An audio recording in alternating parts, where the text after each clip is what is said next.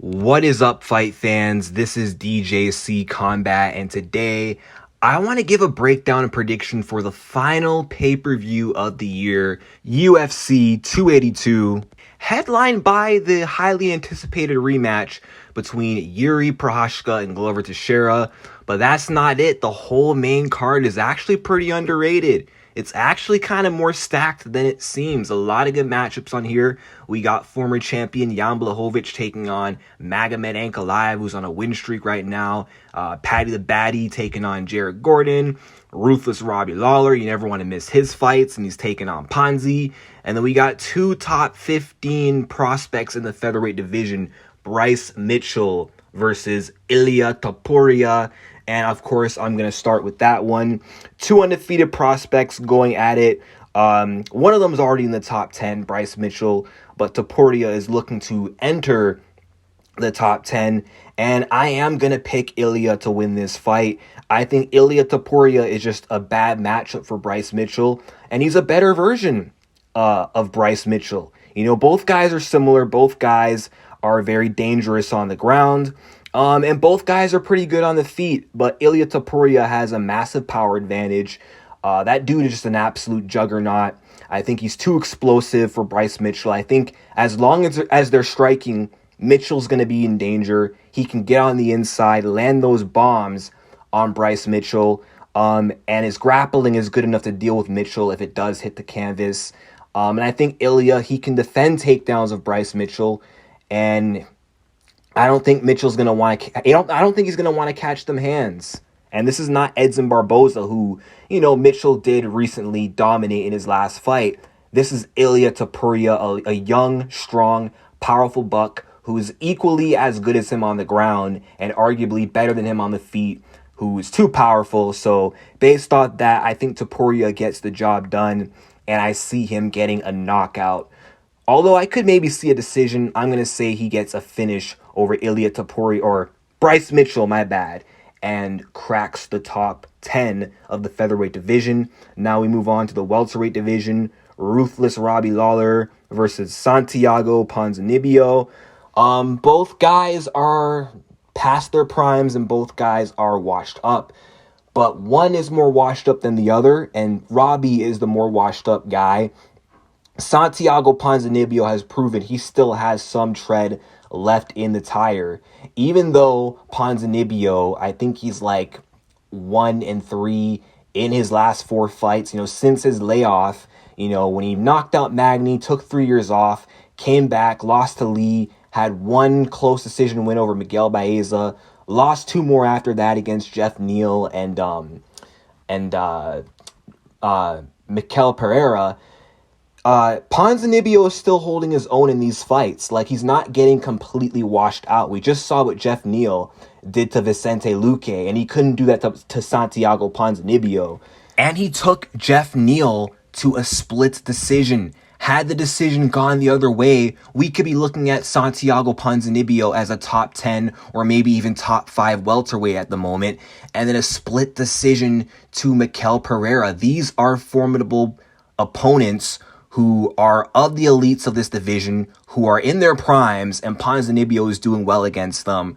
Whereas I feel like if Robbie Lawler were to fight Jeff Neal, he'd get knocked out, and he probably gets washed by Pereira at this point in his career. Robbie Lawler is done. Robbie Lawler is done. His last win was Nick Diaz, who hadn't fought in like 6 years, who was way past his prime, and then he went on to get stopped not too long ago by Brian Barberena. So Robbie Lawler doesn't have the same level of durability that he used to in his younger career. So I honestly see Robbie Lawler getting picked apart in this fight and getting knocked out. I think Ponzinibio will do damage with leg kicks against Robbie Lawler. And he's going to stick that jab in Lawler's face, outbox him, and probably in the second round overwhelm Lawler with a flurry of punches. And Lawler's chin will not hold up like it would have in his prime. And Lawler folds and gets TKO'd. And Santiago Ponzinibio bounces back in the win column. Terrible matchup for Robbie Lawler, especially at this stage in his career. And a lot of veterans are retiring this year, and it would not surprise me if Ponzinibio, if he does retire, ruthless Robbie Lawler. All right, moving up the main card, we got Paddy the Baddy Pimblett versus Jared Gordon. I got Paddy the Baddy, man. Jared Gordon is just not on that level. I don't see him as a guy who will be the guy to derail Paddy the Baddy's hype. If it's going to be someone in this division, it's not Jared Gordon. Jared Gordon is just there to make Paddy the Baddy look good. So I think Paddy Pimblett is going to steamroll Jared Gordon. He can beat him standing. He could potentially knock him out. It's happened before. Oliveira put him to sleep. And then also on the ground as well. Massive advantage on the ground. And Paddy has had 2 submission wins in a row. So I reckon he'll probably beat Jared by sub, most likely. If not, he'll probably just knock him out. But either way, Paddy by however he wants. All right, moving on to the co-main event. Jan Blachowicz versus Magomed Ankalaev. Now, this one is very tough to call. These two cancel each other out in many different ways because both guys are very good, sharp counter strikers. It's dangerous to commit on either one. One mistake against either of these guys could be dire. It could cost you, but both these guys are one of the high level, they're one of the most elite strikers, I believe, in the light heavyweight division. Jan has proven to be one of the best strikers. He beat Israel Adesanya in a striking match, which says a lot. Outstruck Dominic Reyes, although that was post-Jones Reyes. So maybe not the same Dominic Reyes, but he schooled Dominic Reyes. And he's very difficult to deal with in just a striking match. But then again, so is Magomed Ankalaev. Magomed is younger. He's on the come up.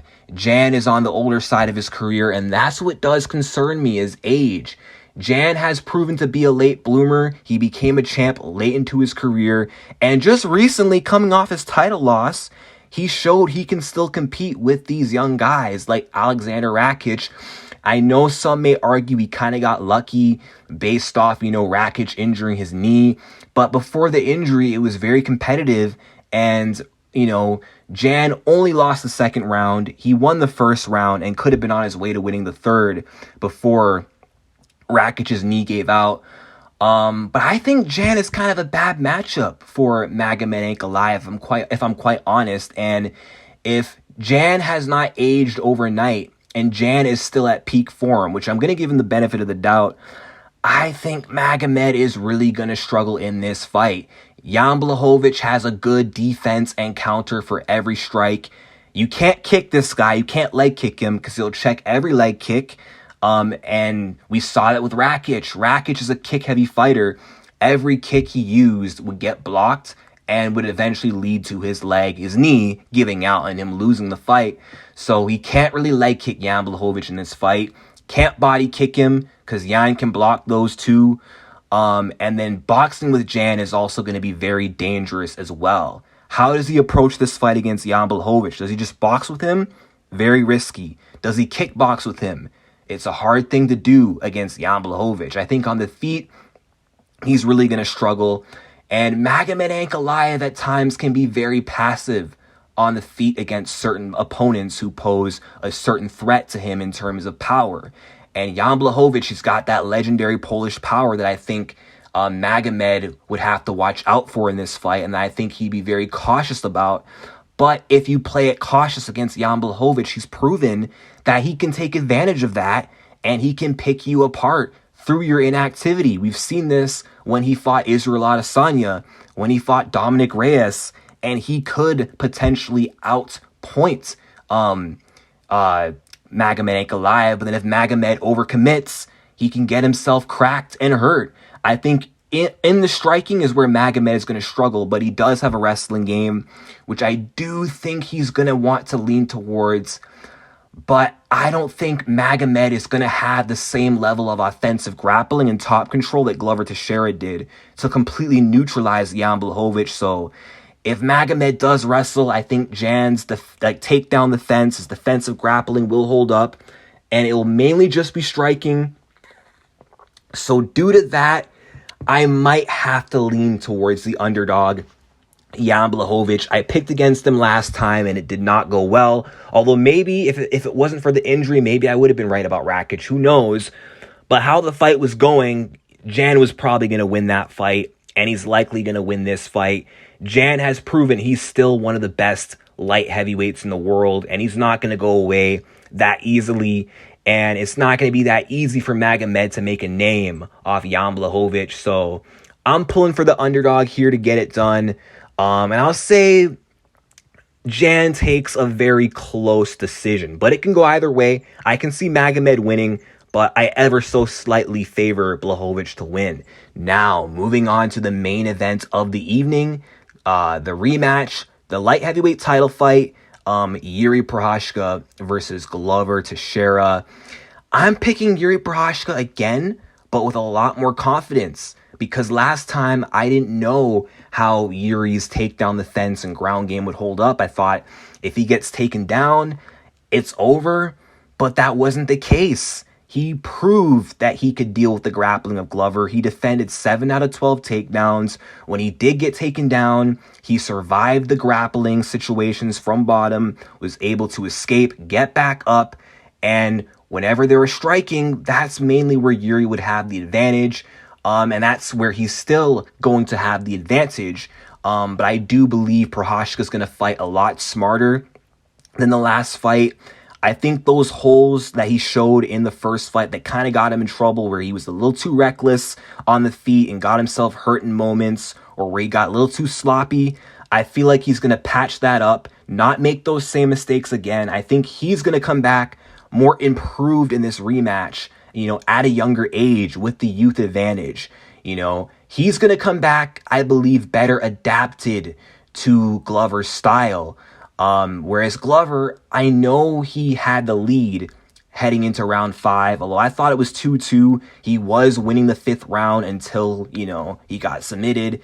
And if it weren't for that, if he made it out of the 5th round, we could have been looking at a Glover Teixeira either 3-2 or 4-1 decision. But it didn't happen that way. But just because he was winning the last one does not mean that he's going to win this one. Glover cannot fight the same way as he did the last time. It is not going to work in his favor, because Yuri is going to come back a lot better prepared for what Glover brings to the table. He already has such a good feel of his style. He knows what to expect, and he knows what he's up against. And I just feel like we're going to see a better Yuri more so than we're going to see a better Glover Teixeira. Glover, there's really not much he can improve on at this age, at 43 years old. I can't see him making many adjustments as the younger Yuri Prochazka can. I feel like Glover, he's going to come back looking to do the same thing as last time, which he really has no choice, because he can't strike with Yuri Prochazka. It's too dangerous. We already know that. Even though he had moments last time where he hurt him, those openings, they might not be there this time. And if they're not, he's going to get torn apart on the feet. So he has to get the fight to the ground. But is it going to work? Is he just going to take him down and sub him? I don't think so. And if he can't do that, how is he going to win this fight? His only hope is to land a Hail Mary shot on the feet and knock Yuri out if his ground game is shut out in this fight, which I do think it will be.